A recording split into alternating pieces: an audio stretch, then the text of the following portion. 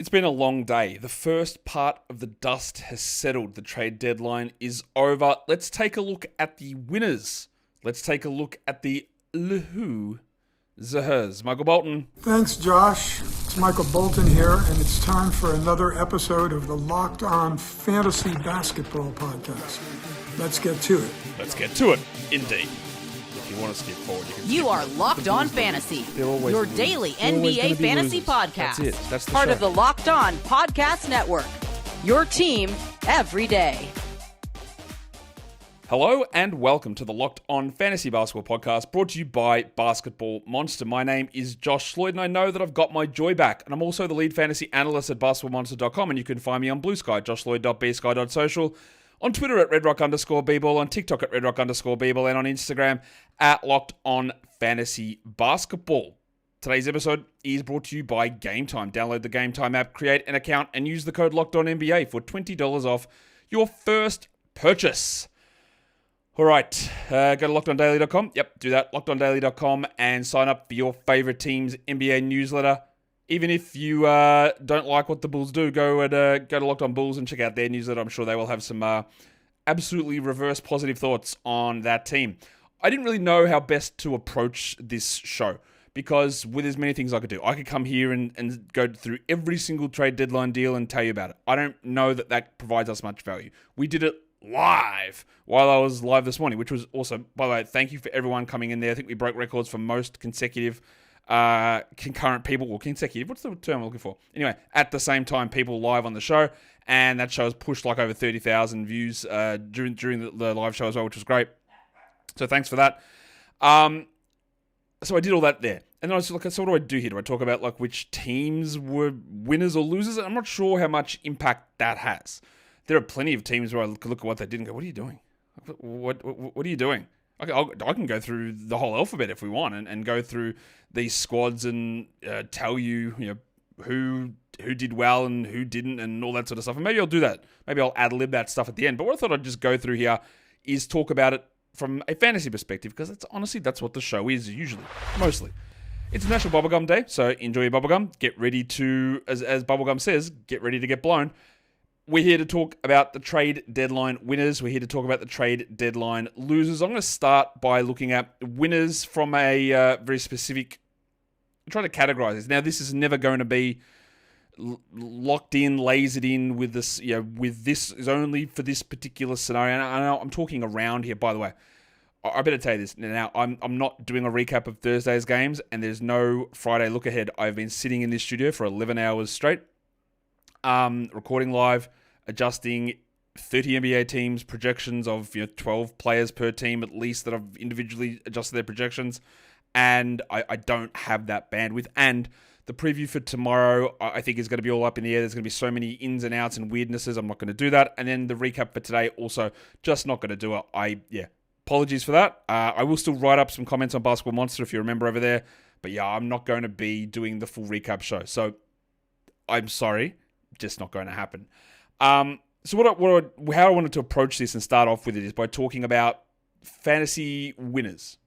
And the first 6 names I'm going to talk about are the guys who are on a lot of waiver wires and are available. Now, it is always hard to find the right cutoffs.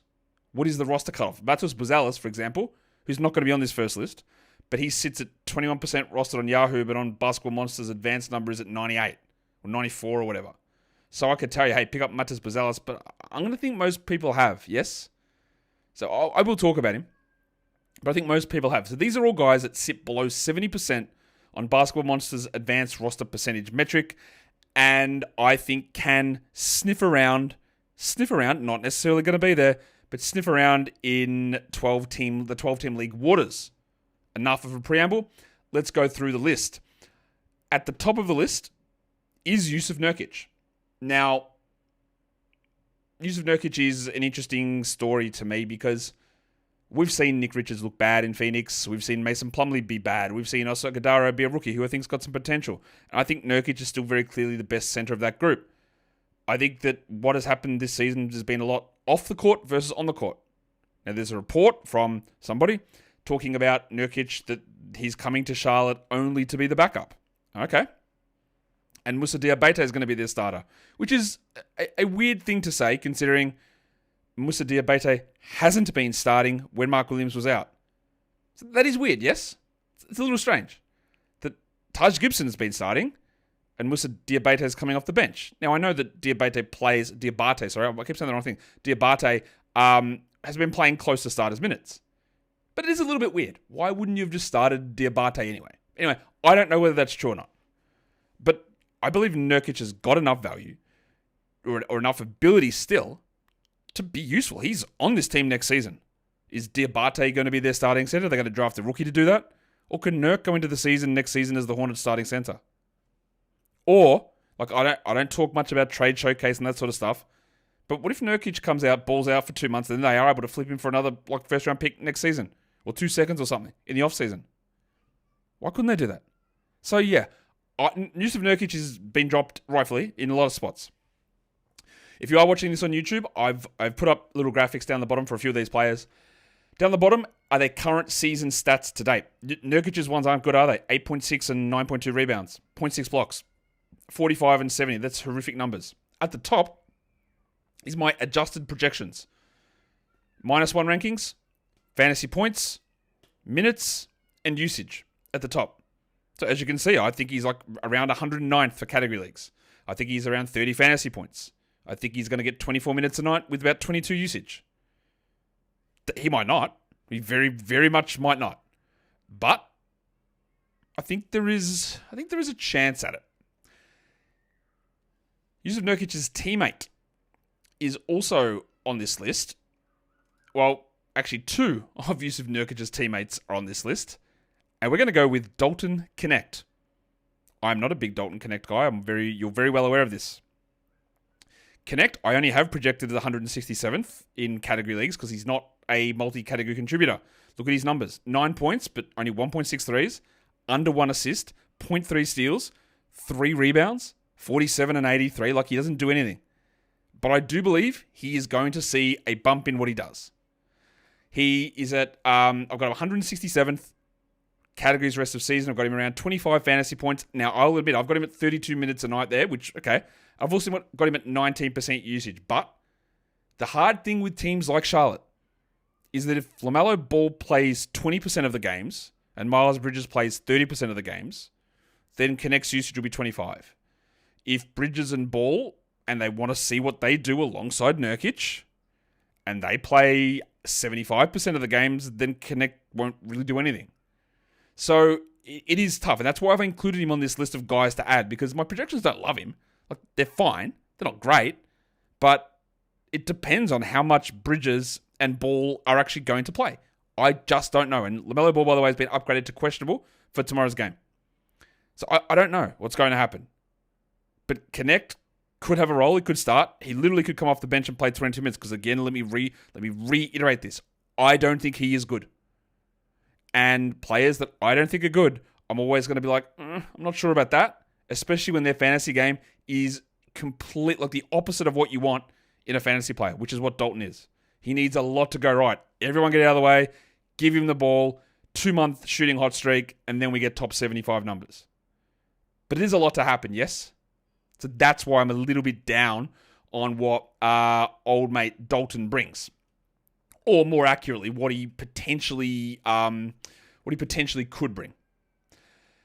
Today's episode is brought to you by Robinhood Gold. With Robinhood Gold, you can now enjoy the VIP treatment, receiving a 3% IRA match on retirement contributions. The privileges of the very privileged are no longer exclusive. With Robinhood Gold, your annual IRA contributions are boosted by 3%. Plus, you also get 4% APY on your cash in non-retirement accounts. That is over 8x the national savings average. The perks of the high net worth are now available for any net worth.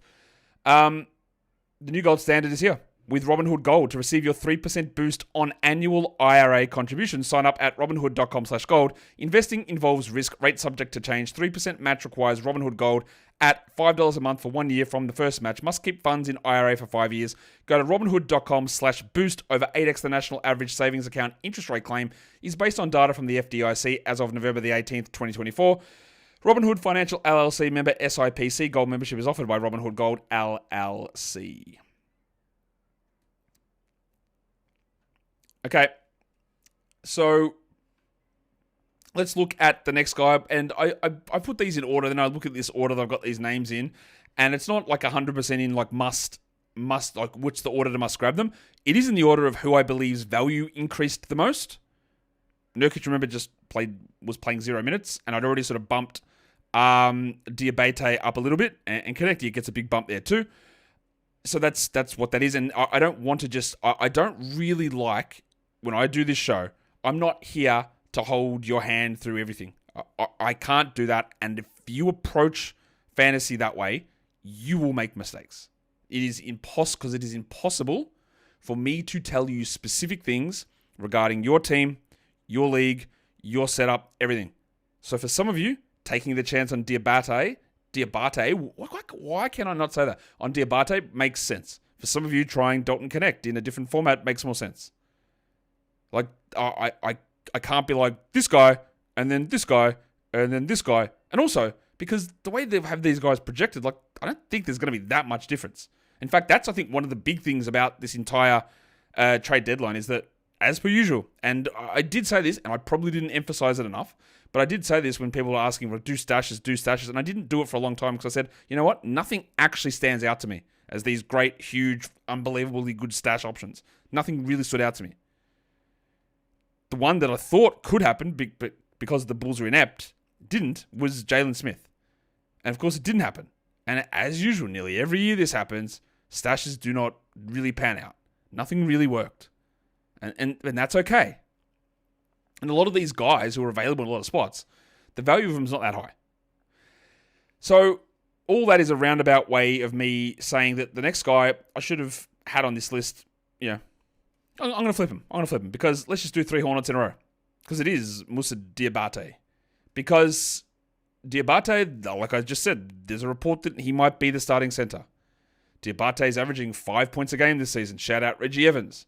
But he's 7 rebounds, 0.7 steals, 0.7 blocks, shooting 61 from the field. You'll see the huge gaping holes here. He doesn't hit threes, he doesn't score. He doesn't get assists, and he's bad at free throws. I've got him projected at 12% usage rest of season. I've got him projected at 28 minutes. Remember, he can play the 4 and the 5. He's only 6'9". So he can play alongside Nurkic a bit too. I've got him projected category leagues around 110 and about 28 fantasy points. Now, those numbers aren't super spectacular, are they? Like, they're fine, and they're worth grabbing. All those Hornets guys are. If Diabate played 33 minutes, well, it would jump up even further. If Nurkic played 29, it would jump up further. If those guys are all out and Dalton Connect plays 35 minutes and gets 25 usage, he jumped up further. They're all in spots to do that. I just don't know if they will. So I've got Moussa Diabate as one of the big risers in terms of value. The other player that I should have had in the correct order, like I said, we're going to go down to New Orleans. And this isn't as much to do with the trade deadline. It is a little bit because Brandin Ingram was shipped out. And yes, Kelly Olynyk arrived. But I'm interested to see what Carlo Makovic can bring. Makovic's numbers are they're embarrassing. Like, they're not good. He's barely played. 2 points, 3 rebounds, half a steal. 0.8 blocks is intriguing. His block rate is very, very high. 41 from the field, 100% from the line. I've got him projected around 101st rest of season. That can adjust very quickly because I've got him at 27 minutes as well. But what if he could play 21. I don't know. But they've been trying him, Messi, and Zion together. And obviously, like, we were worried what happens when Ingram returns. He's not returning. Olynyk and Brown did come in the trade for Olynyk, but why would this team, who is bad, prioritize Kelly Olynyk? I don't think they would. But they could. They could. And that would really harm the value of Carlo. I've got him only as a 13 usage guy. I've got him as a 27-minute player. So these I don't think they're outrageous numbers. But why do I like him as a player? I don't love him. I think he is okay. Like, I don't think that he is going to be a good player. I don't think he's going to be a starting caliber player long term. I think he's an okay player, but his game suits fantasy. Hits threes, does it pretty well. Blocks shots, steals not bad. Scores okay, rebounds well. All of that stuff is incredibly useful. 2-point finisher, solid. Free throws, solid. 3-pointers, solid. Blocks, pretty good, very good. Rebounds, pretty good. Like, a lot of what he does, if it all comes together, even in little short bursts, He's unbelievably valuable. But he could play 16 minutes a night and be completely useless. I don't think he will. So he is in the mix for me to be added as one of those options. The last two in the biggest rises, and I am going really slow on this, but I think that's okay. They're two Golden State Warriors players. And this can change. Of course it can change because, nothing is going to stick. Brandin Podziemski is the first one. Why do I have Warriors players on that when they got Jimmy Butler? Well, they lost Kyle Anderson. They lost Andrew Wiggins. And they lost Dennis Schroeder. Now, Anderson played like 15 minutes. Schroeder played 23 minutes. Wiggins played 33. Jimmy Butler's not playing 70 minutes a night. Their roster is still empty. They need to fill some of their holes. Giddey. But they're like guards, losing Schroeder. Wiggins, who played more of the three. But you've got massive openings. So Podziemski played 40 minutes last game. Oh, they also lost Lindy Waters, right? Podziemski played 40 minutes last game. I don't think that's a realistic thing, but maybe now do we get 30 minutes out of him? Their backup point guard it's him, right? That's it. It's Podziemski. So I've got him ranked 124th at about 28 fantasy points. I've got him projected 30 minutes, 18 usage. And the reason I'm putting these minutes and usage projections there is that if you look at that and go, well, actually, I think that's way less minutes or way more usage, you can sort of eyeball and adjust your fantasy points and ranking projections.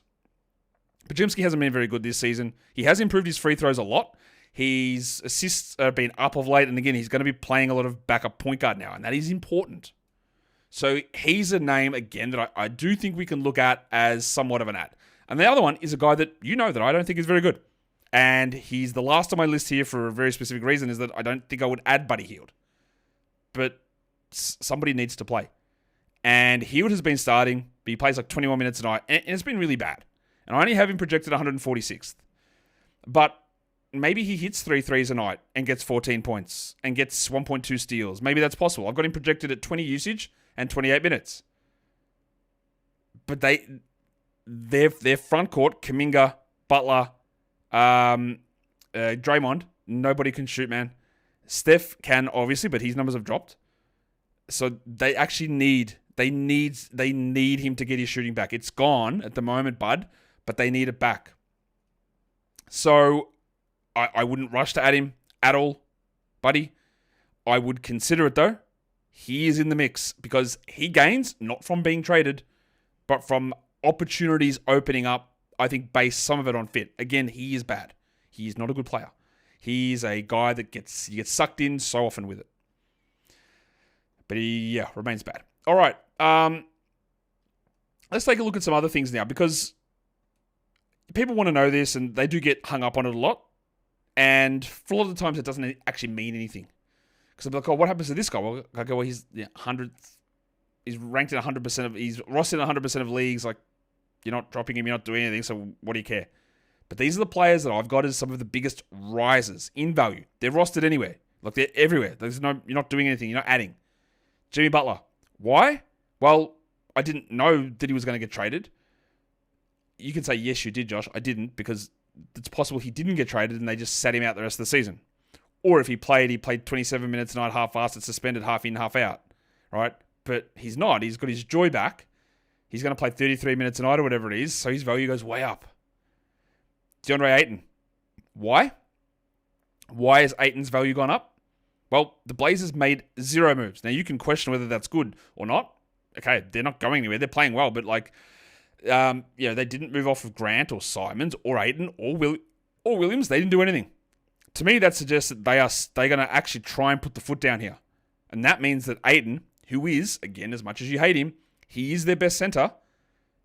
That means that his value rises. Because instead of him being a 27-minute-a-night guy with ins and outs, he just might roll 33. I've got Trey Murphy as a winner.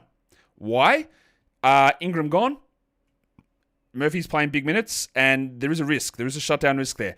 I don't think it is an outrageously large risk, but the fact that part of my projections on Murphy had Ingram returning, and now they don't. So he takes on a load. Giggity. Bruce Brown, whatever. Kelly Olynyk, whatever. Murphy establishes himself as, I'll say an alpha, which is just a lame term, but he is the guy. I got Dyson Daniels there. Why is Dyson Daniels on the list? DeAndre Hunter's gone. Bogdan Bogdanovic is gone. Daniels just gets an extra couple of shots. And yeah, LeVert came, I think. LeVert is there, right? They bring in George Niang. They bring in Terrence Mann. But none of those guys, and people still don't believe in Dyson Daniels. I've had people ask me, man, is Terrence going to cut into Dyson Daniels? No, he's not. Man's actually not good at all. Like, these guys aren't going to impact Dyson. So Dyson's minutes stays the same, I think. But what it means to me is losing Hunter, losing Bogdanovic just gives 1 or 2 shots, a little bit of extra ball handling, and I think it helps him. I do have Rui Hachimura on there. The Lakers made moves. They made moves. And they obviously get a ridiculous move in getting Luka Doncic. But given the way their roster has shaped up, I actually have to change the projection on Rui and give him more minutes. He's rostered in too many leagues, I think that. I don't think he's a 12-team league player, but I think there's an opportunity here for him. And the next one is Matas Buzelis, who, if he's available, you add him. He is a very clear add to me. I'm not sure how much that's to do with the deadline, honestly. But I'll put him there because he has risen a lot. I don't think it's got much to do with Levine, necessarily. I just think that they've turned the leaf over. Now, I am worried that they're going to do something silly and, deprioritize him. But why would that be different from, a day ago? Why would that idea be different? Because they didn't make a trade. I don't know. So I've got him there as a winner on this list. I've got another bunch of names that are winners. Malik Monk. He becomes the full-time point guard in Sacramento, so assist numbers rise. Kyrie Irving. Yes, Anthony Davis is great, but Kyrie Irving loses Luka Doncic. He becomes the full-time point guard. He gets the ball handling, the assist opportunities, and more usage. Easy W. I've got Bilal Coulibaly on this list, and yeah, he is rostered according to my numbers. But losing Kuzma, their team is weird, bringing in Middleton and bringing in Marcus Smart. I don't really get that. I really think that Middleton and Smart play at most half the remaining games. It's still a little bit weird, but I do think that they actually will allow Bilal to rise. I've got Zach Ricochet on here. I think he's been rostered in a lot of leagues, so I didn't include him on the must roster or the rosterable list because he is at 73%. But the moves to remove Hunter and Bogdanovic, I think, help him much like it does with Daniels. I've got Isaiah Collier on this list. And again, you'll say, why is Isaiah Collier a riser after the trade deadline? Well, number one, some of you were worried about Dennis Schroeder being there. Dennis Schroeder is not there. He's gone to Detroit. They brought in Josh Richardson. He got waived. Right? Jalen Hood-Schifino, he got waived. They just made trades to get some draft picks. Sextons and Clarksons and these guys, they didn't trade guys away. Those guys aren't going to play. The risk you could have had with Collier is they traded Collins or they traded Sexton or they traded Clarkson and they brought back other young guys that they wanted to see and they wanted to play those players and see what would happen. But they didn't do any of that. Everyone they brought in got waived. KJ Martin, Josh Richardson, they just waived them. So their roster is exactly the same.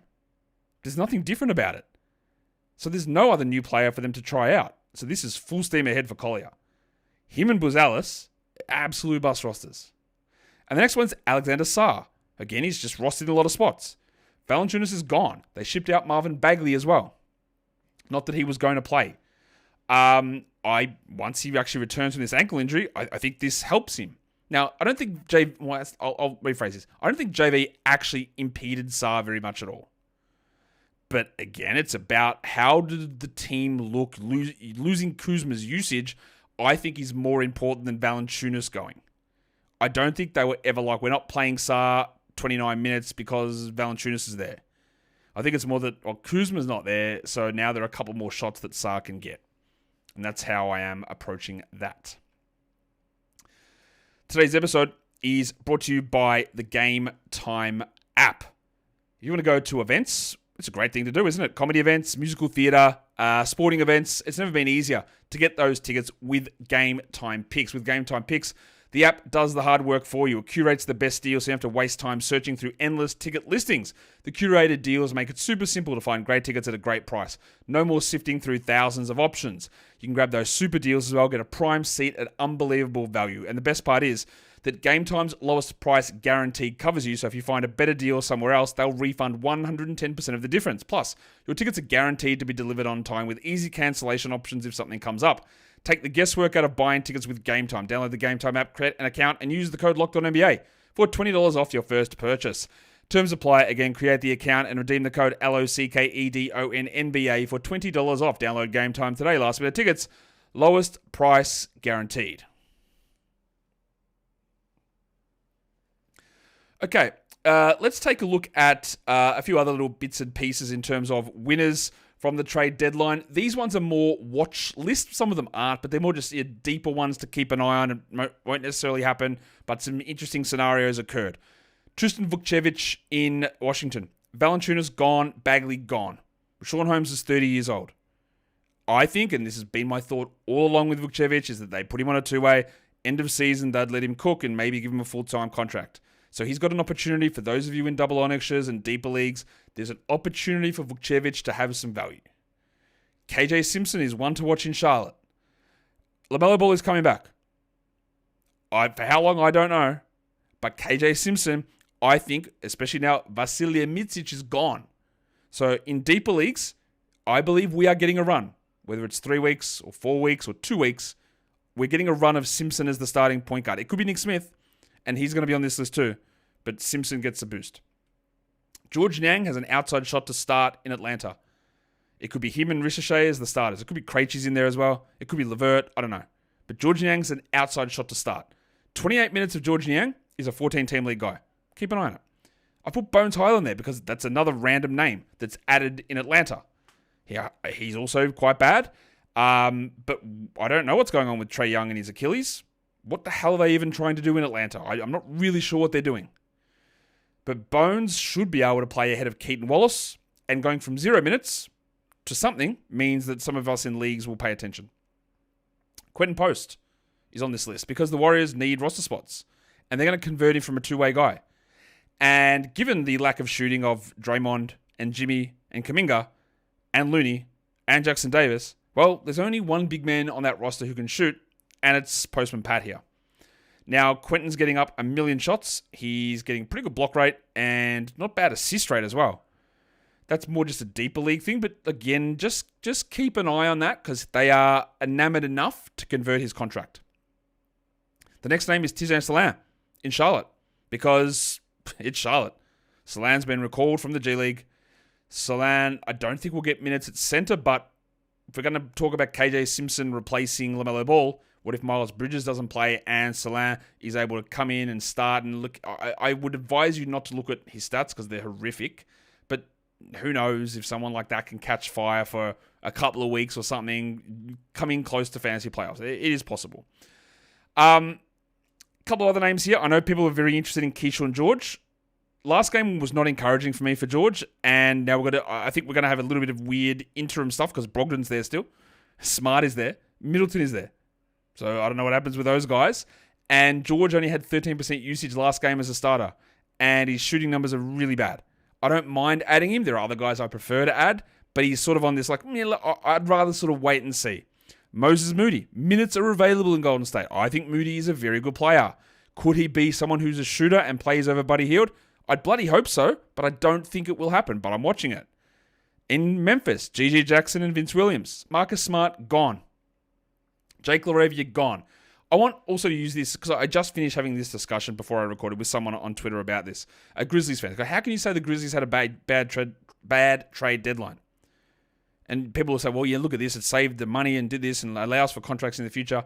If you want to suck off the owners' wallets, that is your business. But as a fan, I don't think you should. And you can make the argument it enables us to give the extensions and big contracts to Jaren Jackson and Santi Aldama. And there are bits and pieces with aprons and all that sort of stuff involved. But you know what? Giving away players, which Memphis did, in the middle of the season, as well as giving up a first-round pick to get off it, is absolute garbage. They are one of the best teams in the Western Conference, and they actively made themselves worse. They actively gave away a future asset in a first-round pick for no upgrade on a team that literally, if things break, has a chance to be a conference finalist at least. They made things worse. You say, well, there's too many guys there. That is not a bad thing, right? You know what you can do? Just some guys don't play, because what if 4 guys go down, and Memphis would never have seen a scenario where players get injured. So why did they just dump Jake LaRavia? Why did they just dump old mate Marcus Smart, who wasn't playing well? Absolutely. But you don't think that you could have traded, if you needed to like create roster spaces or open up spots for extensions for Aldama or Jaren, you could have done it in the offseason? But you gave away draft picks to make your team worse for no benefit. Ridiculous. Anyway, those guys leaving, it does mean that GG Jackson gets to play more. It does mean that Vince Williams get to play more right now. Is that a benefit or not? Not really, because Taylor Jenkins could have just said, hey, I'm playing you guys more. Right? That could have happened. But now there is no choice. I don't think we're adding GG or Vince. Vince is borderline to me. He could get there in 12s. He's borderline. And for some of you, it will make sense to try it out. But I'm not fully there on it. I've got Bub Carrington down the bottom of this list. That's the same sort of story for me with George. Like bringing Smart in and still having Brogdon in there means I think we'll get a little bit of rockiness early on. And then those guys will, I'm guessing, not play later on. They've already kept Brogdon at 21 minutes the last couple of games. I don't really know. Shout out to Malcolm Brogdon Trade Showcase, by the way, that when I railed against this team, starting Brogdon over Carrington earlier in the season, and people told me, it's okay, Josh, it's just a trade showcase. Do you see why that stuff is not a real thing now? Do we see why it's not real? Yes? Yep, we're good. Because I know it's still going to happen every year where people complain about it. Or complain about me complaining about it. So Carrington was like fine, but his shooting's bad. His usage is low. He's again fine to have a crack at if you want, but I've got some reservations. And then Nick Smith, another one who might move to the bench if Connect starts, or he might start at point guard, or I don't know. He's very hit or miss, but I think he gains just from guys leaving, but it could also not work out that well. That's possible. Now, I have somehow gone 30 minutes just on the winners. Okay, that's whatever. Let's just transition now into the losers, I guess. To be fair, there's not as many guys because I don't have to be, hey, watch list on these guys to become losers, because that's not really a thing. So, who are the biggest fallers for fantasy after the trade deadline? I've got these 6 names as potential fallers who I think might be droppable. We're going to start with Deandre Hunter, because Deandre Hunter, as you know, went to Cleveland. Was traded there in that exchange for Niang and LeVert and picks and whatever. Same story on the screen. Like his current season-to-date numbers are on the bottom of the screen. And at the top is my new projected head-to-head rankings, new projected fantasy points, and minutes and usage. The Cavs, they're deep, man. Less deep after losing 2 players, but they're still deep. They also will notoriously blow teams out. They also have players that are significantly better than DeAndre Hunter. One of the lessons that I learn and I try to talk about here is, and I've said it along with Hunter, is that when you are a player like DeAndre Hunter, who does nothing apart from score, you rely upon minutes, usage, and elite shooting. The shooting may or may not stay. I've got no idea. But will the usage remain the same? Will the minutes remain the same? Will the opportunities remain the same in Cleveland? I would say probably not. So with some of these ones, you can just drop. But I think Hunter is very much on the fast track to being dropped. I think he's on the fast track to being a droppable player. We've got a couple of Brooklyn guys on this list, which, again, you'll say, Josh, Brooklyn made no moves, and that's 100% true. So why is Cam Johnson a faller? Why is Cam Johnson a loser? Why is Cam Johnson a droppable player? Johnson's been great, right? He's averaging 19 points a game. And you'll see I've got him projected per game 105th and 27 fantasy points. But they didn't trade anybody. They are already doing this stuff with D'Angelo Russell and Ben Simmons. Cam Thomas is still going to come back at some point. And Johnson could either get cold or get hurt or get fake injured or just get minutes limited down the stretch. And I am very certain that he's not playing out this season. So, while again, I don't think that he's droppable, the fact that he did not get moved, because Cam Johnson getting moved to another team would have lost value, but prolonged how long it would have lasted. And now the value might take a hit and then also be done in 3 weeks. So to me, that's a real droppable spot for Cam, and I worry that it takes us into a droppable position. And the same goes for teammate D'Angelo Russell. Now, Russell, honestly, he's already pretty droppable. He's not really doing anything. But I've got him down at only 24 minutes a game rest of the season. He's only averaging 12, 2, and 5. 12, 3, and 5. I've got him 128th in category leagues, but that could go tits up really quickly. He is already seeing these minutes really low. He'll have the occasional pop game, but part of it, again, like Johnson, there was a chance they could have just reflipped him. But they didn't. So, like, why are they going to keep him? Why is he going to... Well, not keep him. Why is he going to keep playing? No real reason. So his value is more so than Cam. I think D'Lo is possibly someone that you can drop like right now. We'll go back to Atlanta. Well, we didn't really go to Atlanta. We did a little bit with some of the names earlier, and we sort of went there, I guess, with DeAndre Hunter. But it's not a good spot for Clint Capella to be in. For the 20th year in a row, Clint Capella was not traded.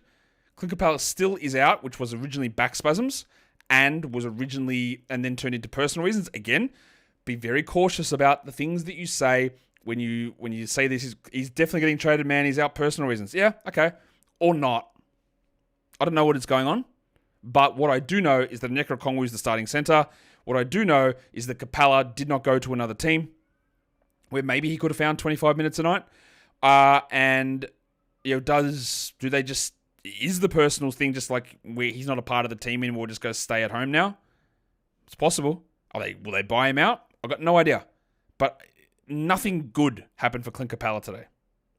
So he's already not producing very much, but I've got him down at like 20 minutes a night. I've got him 191st with 23 fantasy points. That's one where I just would have no interest in holding on to him. This one might be a little bit strange for you. I hope not. I hope it's not too strange, but I think that we do have to talk a little bit about Leaky Beasley, who's had some really strong runs to begin this season. Now, again, what did Detroit do? Not very much. Not a huge amount at all. They were active in certain parts. Beasley's averaging 16 points and almost 4 threes. But as you'll note, he doesn't do anything else. He's averaging 0.0 blocks. That's actually impressive. I've got him projected at 27 minutes with 22 usage, which is not far off what he's been doing. But they got Dennis Schroeder. Now, do I think Dennis Schroeder is good? No. But why did they get Dennis Schroeder? They got Dennis Schroeder because Jaden Ivey is out. And Dennis Schroeder takes Marcus Sasser's place as the backup point guard. But do you know who's going to play more minutes than Marcus Sasser? Dennis Schroeder. So Beasley might just lose 2 shots, 3 shots. He might lose 2 minutes or 3 minutes. And that is probably enough that turns him into Gary Trent, where he's a streamable guy, and that's really it. The last name on this droppable list is one that's from a trade earlier in the week. And it's a rookie. And it's in San Antonio. And it's Stephon Castle. And I think you've already seen this because the first game with De'Aaron Fox there, he played 20 minutes and came off the bench. And Aussie fast bowler Mitch Johnson said, yeah, this is what we're doing. So, bye-bye, Steph. Who, by the way, is also, he's averaging 12, 3 and 3.7 assists with under 1 steal on 41 and 72. They're bad numbers. His usage had really spiked in the starting group, but that's not going to happen. I've got him 24 minutes a night, which actually might be high. I've got him 282nd in category league rankings. I've got him at under 20 fantasy points. There's no way I'm holding him. There's none whatsoever. To me, he is absolutely cooked in terms of his fantasy value for this season. And I think actually in dynasty leagues, don't know how I feel about him. I've never really liked him. These guys are all players that are rostered in spots that have lost value. Austin Reeves, I believe, is probably the biggest loser of the group. If you are the point guard and Luka Doncic comes in and takes your job, well, you're in real strife, aren't you? And then the other thing that comes in is Mark Williams comes in to take some rebounds as well. Not great. I don't think Reeves is droppable, though. But, yeah, he is losing a lot. I've got Dan Gafford as a loser. Gafford had a role of playing 30 minutes a night or so. Lively was out for the year. Kleber was out for the year, so to speak. And then Anthony Davis came in. And yeah, they're going to start Davis next to Gafford. But you know what they're not going to do most likely? Close with those guys together. So Gafford playing 32 minutes might be 26 minutes. I would still hold Gafford, but we can reevaluate that. I've got Chris Paul as a guy that drops down as well. Now, he is still going to start, but he just doesn't have exclusivity of the ball in his hands because De'Aaron Fox is there. So I am still holding Paul for now, but he's losing value. You're going to see a lot of Toronto guys on this list. RJ Barrett and grade A Dick. Dick is just droppable and has been for weeks, but people still roster him, right? So he is a droppable guy. I don't know why I didn't put him on that earlier list. But RJ Barrett is losing value. Do I think that he's a droppable player? No, I don't. But adding Brandon Ingram onto that team is going to hurt. Now, Barrett is currently out. I don't know if Ingram's going to play. And honestly, I don't know what Toronto is doing. They have a horrific record. I don't think they're making the play-in. Are they going to bring Ingram up so they can get to the 11th seed? Like, what for? Is Ingram coming there and he's not going to play at all and they just shut everybody down? I honestly don't know what they're doing. I have no idea what the plan is whatsoever. So, I don't know. But if they're all going to play, then Barrett loses out. It has to. And then, if we're going to just triple down on Canadian insults, Andrew Wiggins is losing as well. Now, is it a horrific move that caused him to drop? Not really. But he was like the second usage guy in Golden State. He was the guy in Golden State playing 33 minutes a night.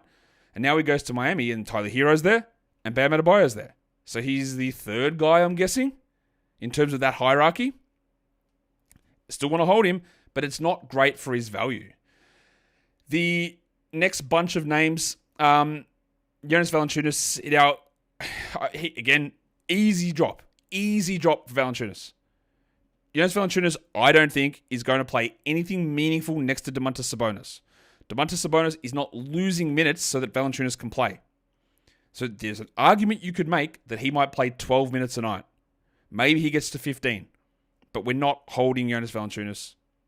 He's a backup. I put Victor Wembanyama here. This is all relative. He will lose a little bit because De'Aaron Fox is a high usage player than the guys they sent out. Than Trey Jones and Zach Collins. So that's just a rearrangement of some certain things. Doesn't mean that he becomes a useless option, but it just means 1 or 2 shots fewer. Maybe 1 shot. So it's a drop.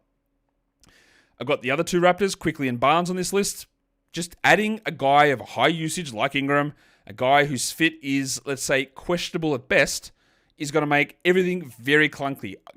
I was pretty harsh on Barnes's projection cut. Then I went back in and go, people are just going to say I'm a hater of Barnes. So I had to sort of adjust it, but I'm very worried about what we're going to get out of these guys as we move forward.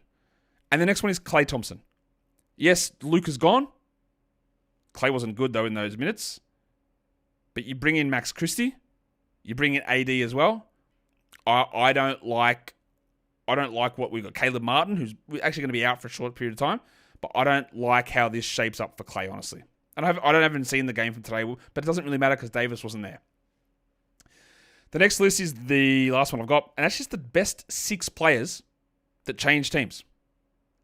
Anthony Davis, Luka Doncic, Mark Williams, Zach LaVine, Jimmy Butler, and De'Aaron Fox. So we had 6 top 50 players change teams at this trade deadline, which we don't always get.